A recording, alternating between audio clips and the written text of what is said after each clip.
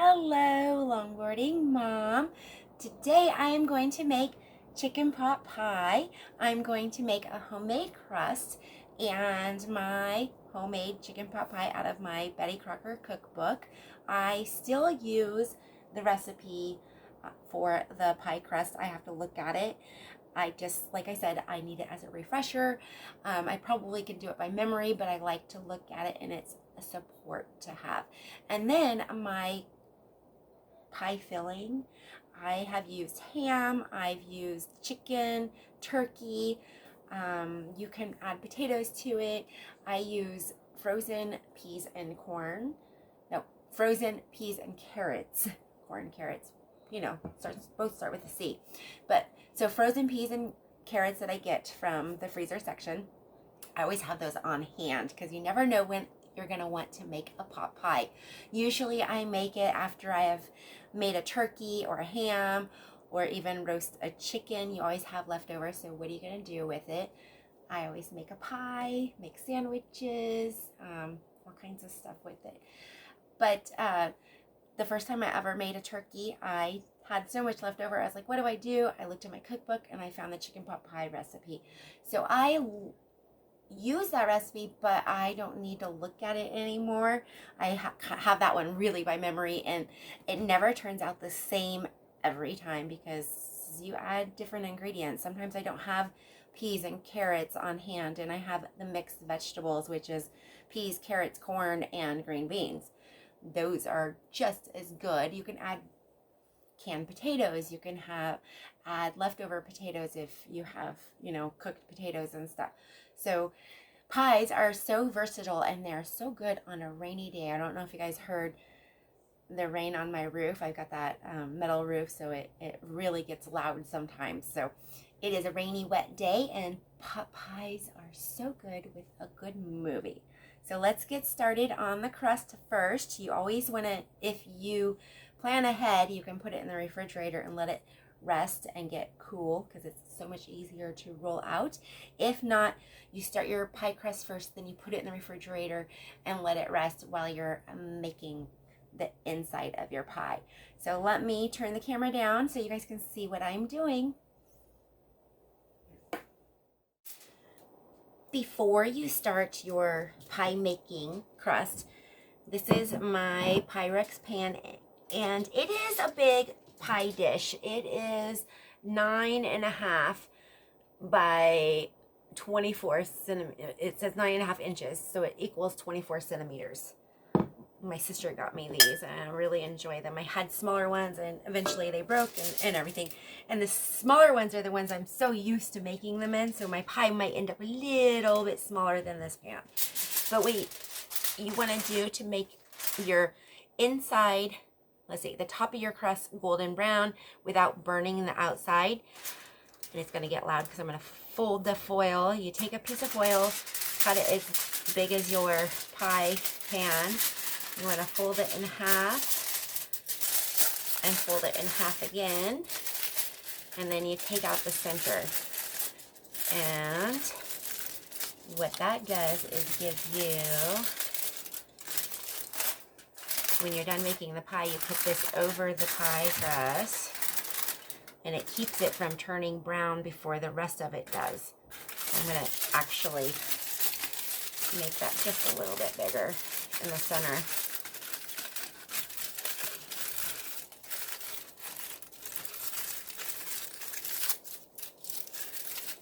You can buy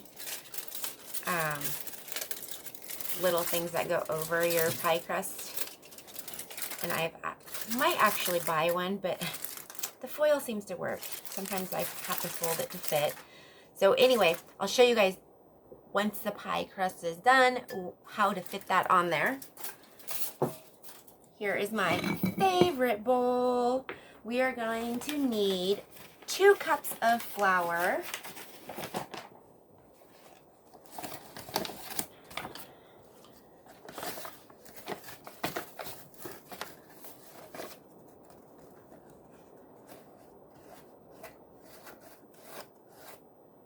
There's 1 cup of flour.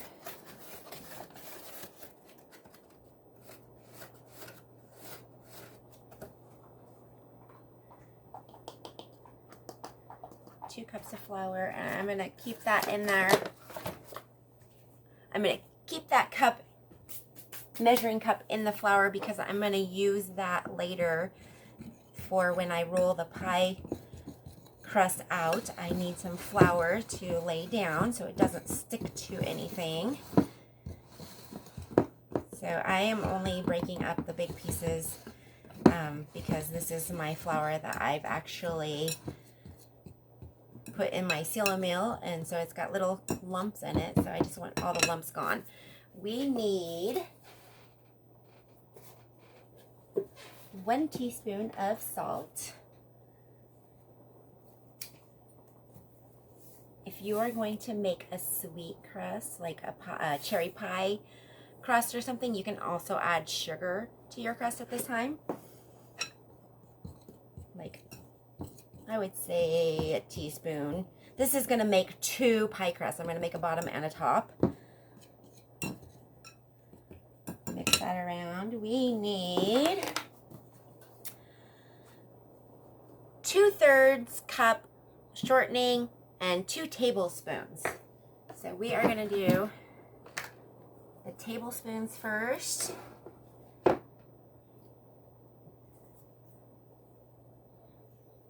And I don't know if I have enough shortening, so we can use butter. And can you believe it? I think I might be out of shortening here at the house. I have more storage somewhere else. And I go there about once a week and check on things. So there is my 2 tablespoons of shortening, and now I need I'm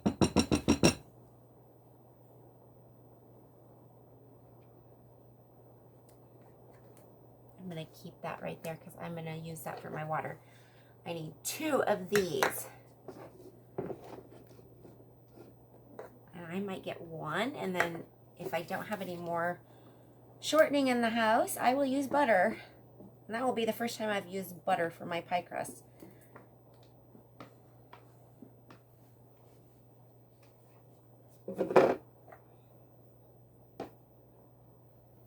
Unless I have some in my cabinet below.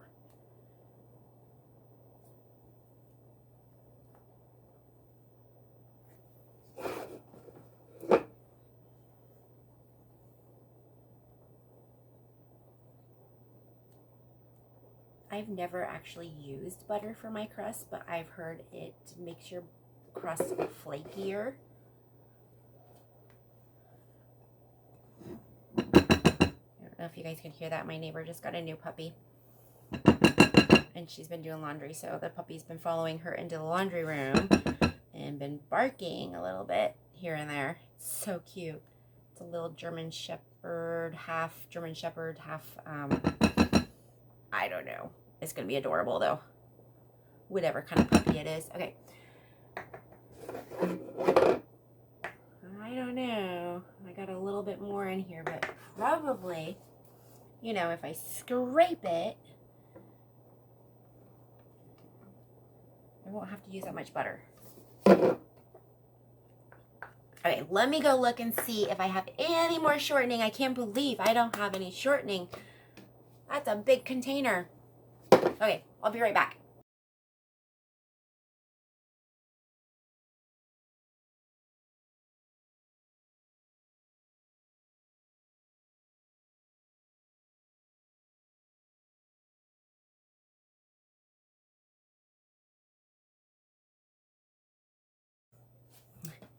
So I don't have any more shortening. This is it. I'm going to add some butter, some softened butter to it. I just pulled this out just a little while ago, so it's not that soft, but that's okay. We are trying something new today. A little bit of butter. I'm going to have to pull out some more butter because I need some butter for my roux to make my inside for my pot pie.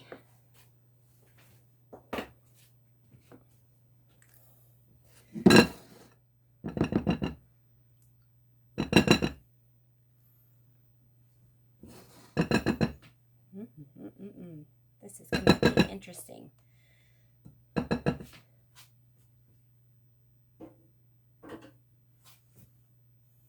Okay. So just like the biscuits that I made a couple weeks ago, you want to take your pie cutter and cut the butter and shortening into the mix.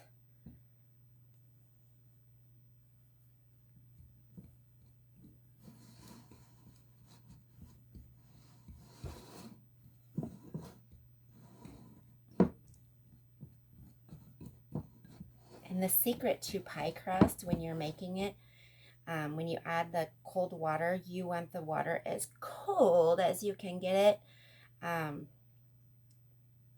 One of the old apartments, or actually I lived in an A-frame, and we had water that came up from a well, and it was the coldest water ever, always freezing cold. So I never had to chill that water at all. I just took that straight from the faucet, and that was the best tasting water ever. I actually have a bottle of Everclear that one of the first bottles of Everclear that my husband and I drank together. We filled it up with some of that water, and I bet that water is still good. I don't know if I drink it, but that was one of the best waters I ever had. And then we moved to an apartment after that, and city water, yuck. City water, I did not like city water. So I used to get a filter my water. I don't like this butter. The texture is different, so I'm not sure how this is going to turn out. So anyway, the filtered water from the city was not cold enough. In the summertime, it was lukewarm. Yuck, yuck, yuck, yuck. So I would put some ice cubes in a whole bunch of water, and then I would take tablespoons of water out of that. Now here in this apartment, we do not drink our water. We've had issues with the water here in town several times and stuff. So I get my drinking water from my in-laws, and they have a spring. The water is amazing. And that water comes out super, super cold as well, but it sits in these blue jugs and it gets room temperature. So I have some water in the refrigerator. I'm going to go grab that. I will be right back. This is my water from the refrigerator. It is cold, cold, cold because we keep it cold. So I'm going to do 5 tablespoons of water. It says up to 5 tablespoons. 4 to 5. I always do the 5 because when you're going to roll it out and stuff, you add flour to it.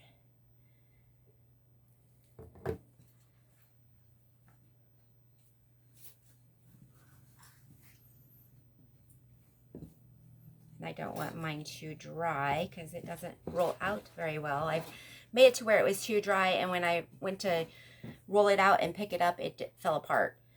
And in that case, I actually cut out little things like I used my cookie cutters, and I cut out little hearts or little stuff, and then I'd little leaves and place it all over the pie and bake it like that. That's a lot of fun too. You can make designs out of your pie crust and bake that and put it on top.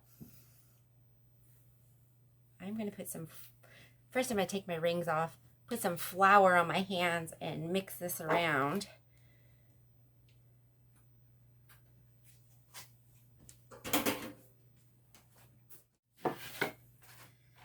Because I'm not going to roll it out yet. I've got this out still.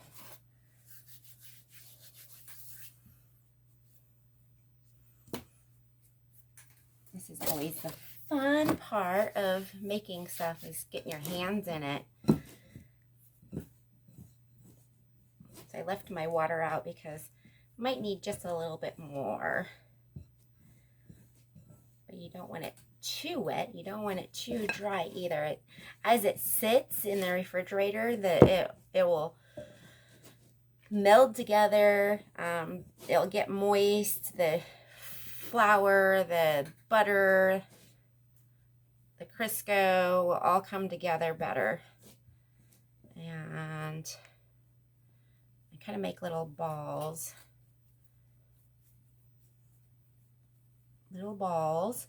And then I take saran wrap. I'll show you in just a second.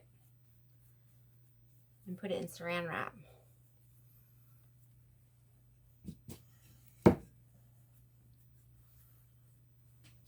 So let me get that saran wrap. I'll be right back. I'm almost out of saran wrap. And you know, saran wrap's not the easiest thing to use, so I pull some out. Lay it on the counter.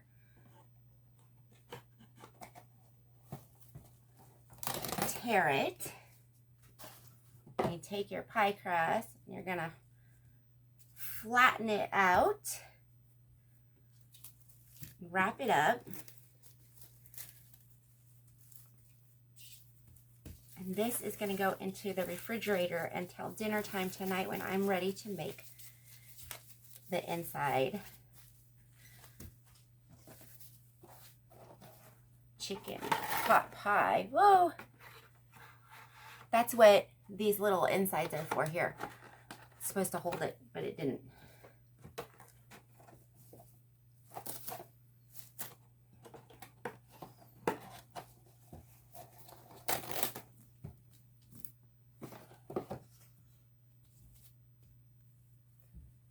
Flatten it out.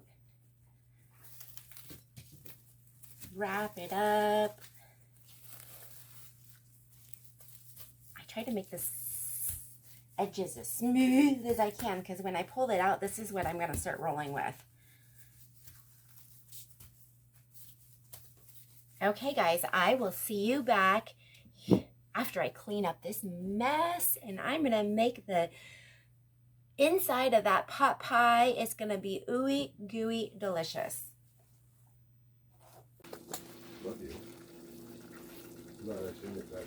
Okay, so I started doing this and it wasn't recording. This is a roux.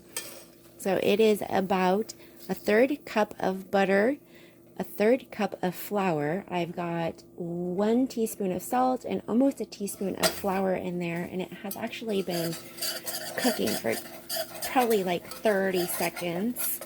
And I'm going to add some minced onion. Oh, I also added some powdered mustard to it. I'm going to add some minced onion.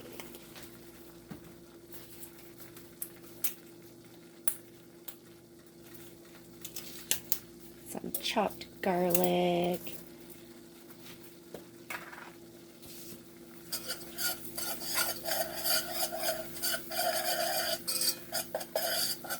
I could actually smell it cooking just a little bit. And I'm using my metal whisk because these pans say you can use metal utensils as long as it's not sharp. So the roux has actually been cooking for almost a minute. I'm going to now add my chicken broth to it. And as you're adding, you want to stir it in. This is like your gravy part. You want to let it thicken up.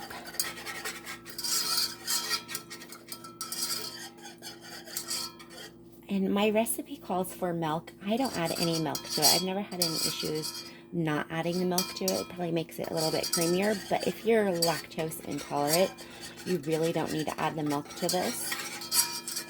Tastes fine. I've never noticed a difference.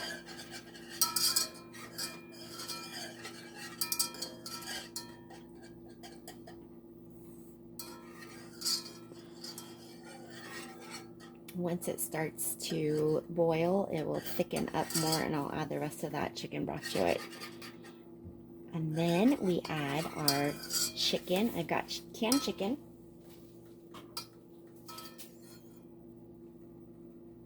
It's white chicken in water. I bought this a couple years ago when all those canned food issues we were having on the shelves, when everything was emptying out.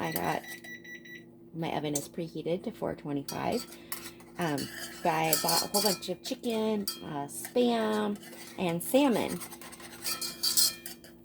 We cook a lot with our Spam, and I just started using the chicken and salmon. And I don't want to add too much liquid because I don't want it to get too thin. Because once you add the vegetables, there's a little bit of water in them. I'll show you how to thaw those vegetables if you get them right out of the freezer. Mine have actually been thawing for a little bit. And that's thickening up quite nice. There's not a lot left in here, so I'm just going to dump the rest in.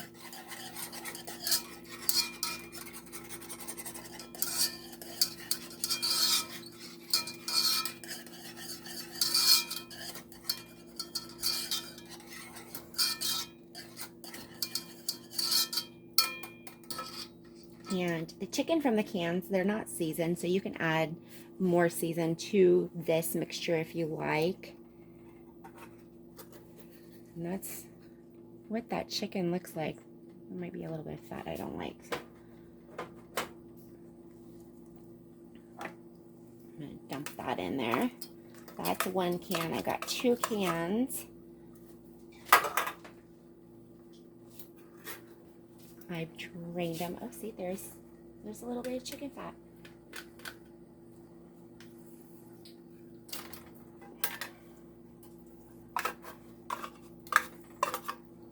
Two cans of chicken equals about, it's 20 ounces. And it calls for 2 cups. And those are some big chicken pieces, but they will break down in that. Look at that. That's not even with the vegetables in it yet. Still letting it cook down a little bit because I added that extra liquid to it.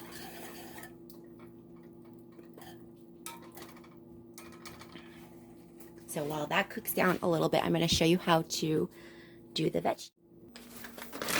My steamable peas and carrots diced. Apparently you can steam them in this package in the microwave. Ew. I'm going to cut this off. Dump this into my strainer I have here. See, they're almost thawed already. But since they're not completely thawed, I'm going to turn my water on too cold. And I told you we don't use our water, so I'm going to use the filtered part of it. And that helps thaw it the rest of the way. And break up the little ice pieces that are in there. Rinse it around.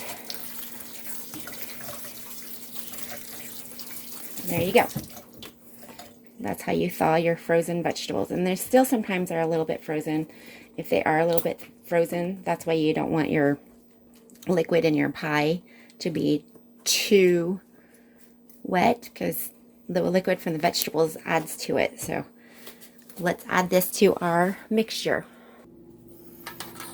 Look at that. It thickened up while we were doing that. I'm just going to add that in. And this is all done and ready for us to make our pie crusts. Our pie crusts have been in the refrigerator for a couple hours, so they're probably perfect and ready to be rolled out. Look at that. My son is not even going to know that there's onion in it. Okay, I'm going to turn that off. I'm just going to leave it on here so it thickens up a little bit more. And now we are going to roll out that pie crust. I got my pie mat ready to go, my little discs They might be a little too cold. We're gonna throw some flour down. See little pebbles? Some flour down. We're gonna try to get our pie crust about as big as this circle right here, because it has to go inside that and wrap up and around it.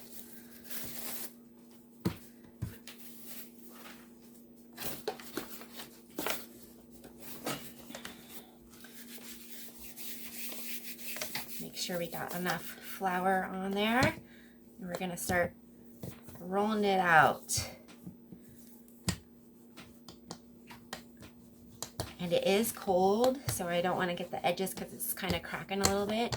So you want to get the middle out, to the middle out.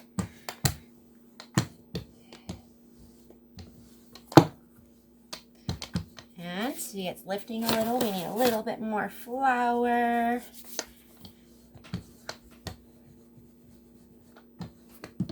I cracked it in the middle, so we're going to push it back together.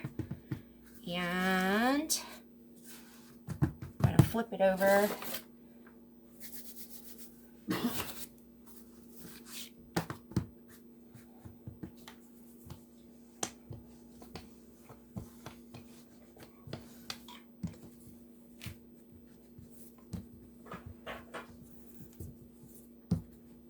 It's a little cold, so it's cracking.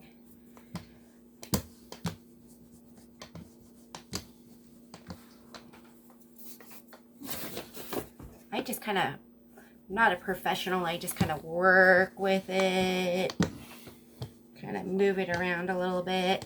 Don't know if I'm going to be able to fix that crack, but once I get it in the pie pan, sometimes I just patch it.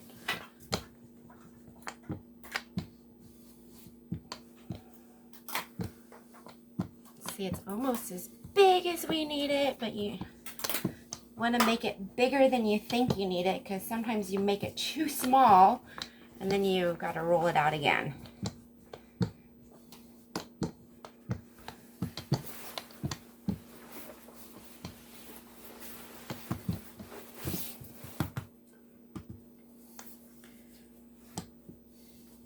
Oops.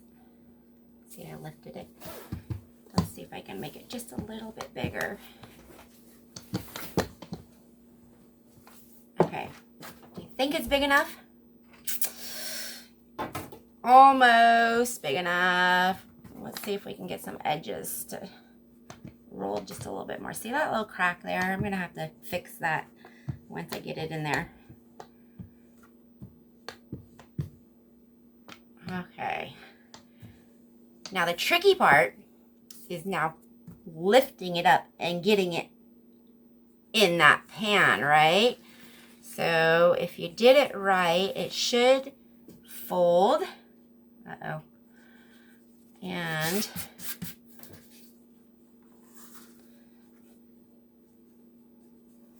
sometimes you could use a little scraper and fold again. And then you take your pie pan and you stick it down.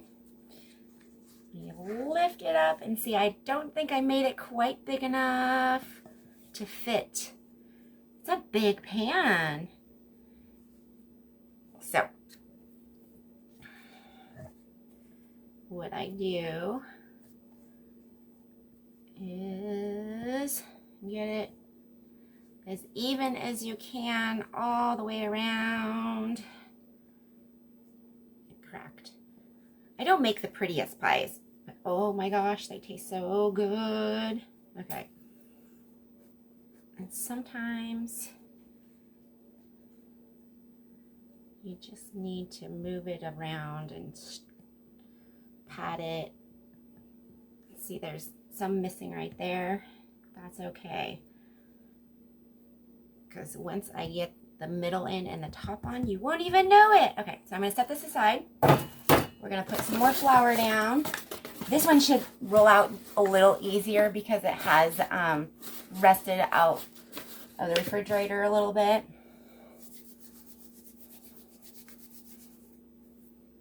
Did you see that? I got flour on the floor. This is where I get messy.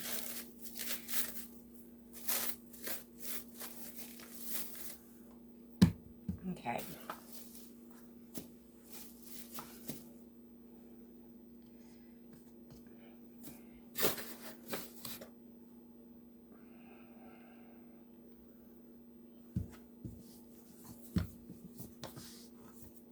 Squish it down, squish it down. Make it even as you squish it. Let me see. Let's fold it over this way.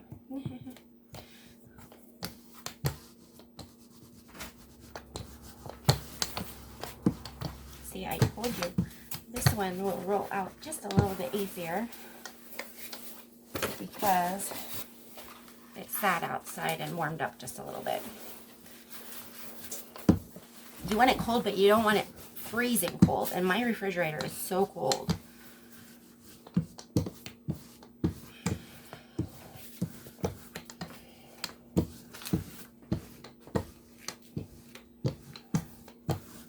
Look at that.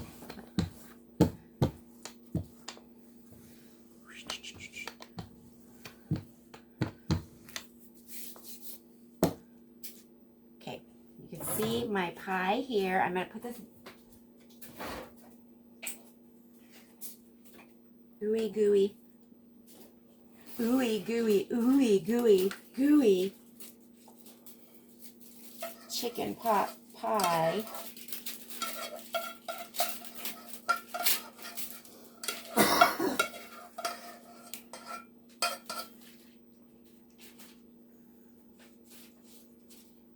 Spread it around. I put it on a pan of foil on my cookie sheet because I don't want it to overflow, which it won't because I didn't put too much in. See how nice that one folded? Way easier than the other one. See that little edge right there? You're not even going to see it after I'm done.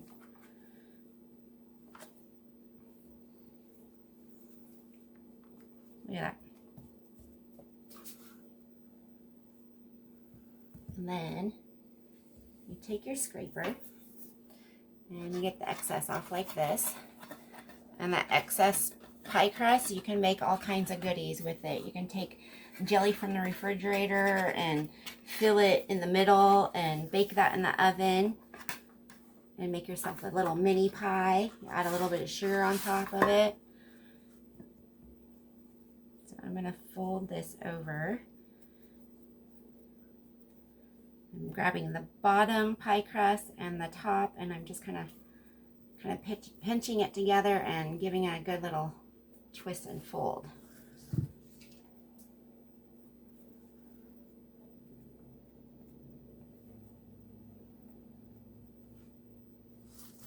Twist and fold, twist and fold, twist and fold. Do you remember where that edge was that I said it won't matter what it looks like? Twist and fold. I think I just went past it. It's not the prettiest pie crust. Twist and fold. But can you tell where I messed up? Maybe right there. Maybe. You can take this extra and you can cut little things out of it and put it on top. But you definitely want to cut little air holes in it so that it will bake and let the steam out.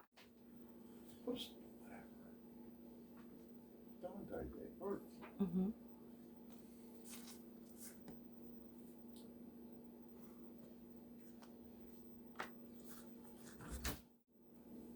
I've got my white egg wash here. I'm going to put all over the pie. And remember that foil I showed you guys earlier before I made the pie crust? I'll show you how I put that on.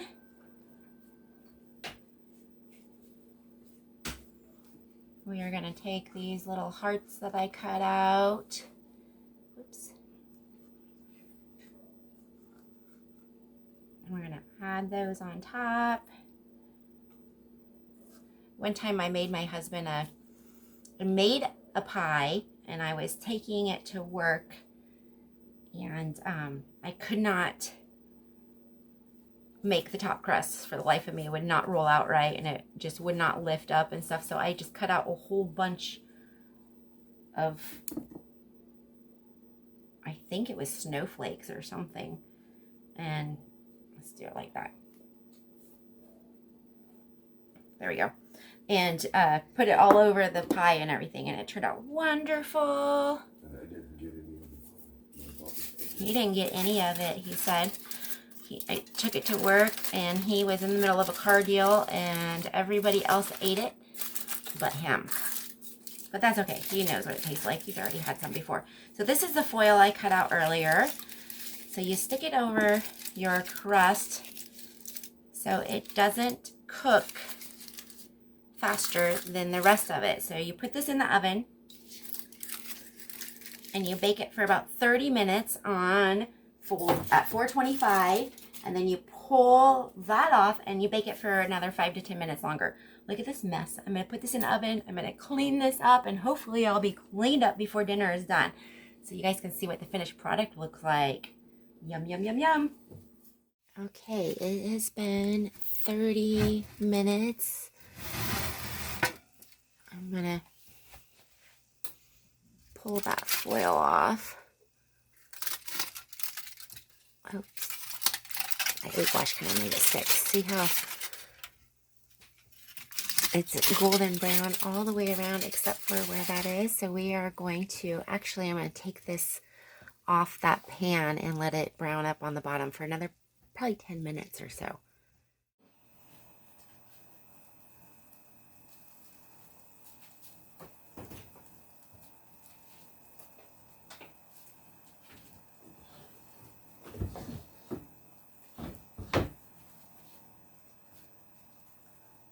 You can hear the bubbles, bubbles. I'm going to let this rest for about 5 to 10 minutes before I cut into it, because if you cut into it too soon, it's just going to pour right out. Yum. Look at the little pretty hearts.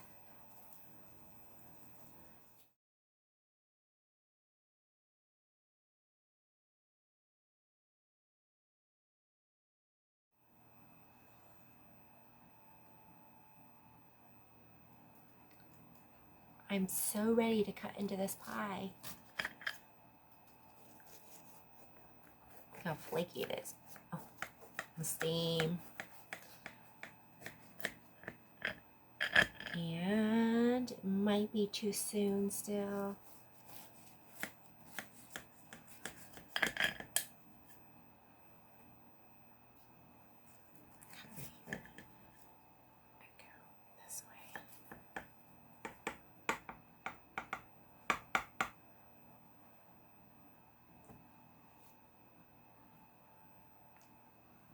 The hearts. I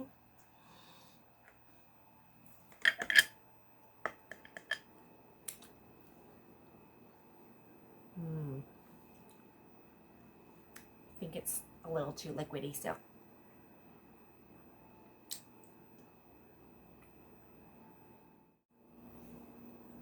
Okay.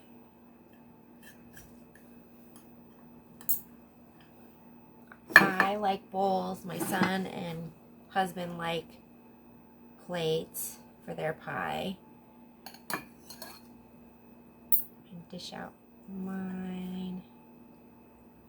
I didn't need a spoon. Dish out, whoops. I lost the little heart on top. Let's put that right there.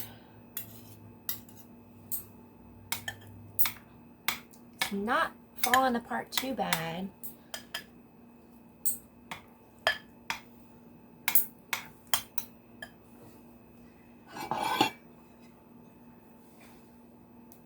That's what my chicken pot pie looks like. I like to add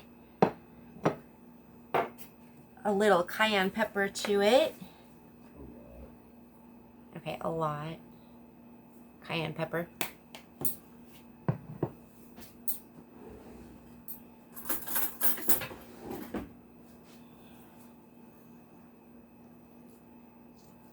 There's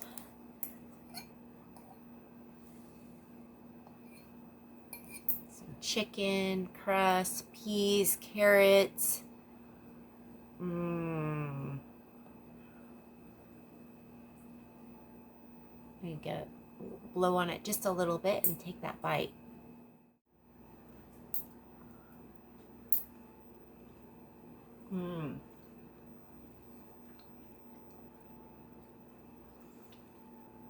That crust is flaky. Yum. I think I like the butter in it. I'll have to ask my husband what he thinks.